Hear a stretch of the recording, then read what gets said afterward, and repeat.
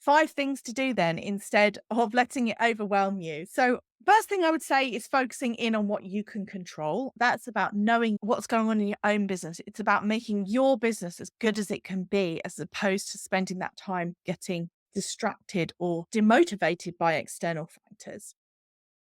The second thing I would say, keep your business as nimble as possible. Now more than ever, it's important to keep your stock under control, to not have too much of your money tied up in your stock so that you have got some flexibility. Point number 3, talk to your customers. No matter what the economic environment, no matter what's going on in the world, knowing your customers, talking to them, really understanding them is only going to help you as a business owner.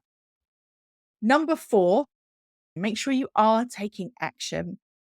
Make sure that you are really thinking about your circle of control, what you can do to move things on, and focusing on that instead of the things that you can't control. Point number 4 is get support. You want to be in places where it's optimistic. You want to get support, expert help. When it comes to running your business, you also want to have that environment where you can talk to other people going through the same thing as you, so you can share your worries and concerns and get ideas from what other people are doing too.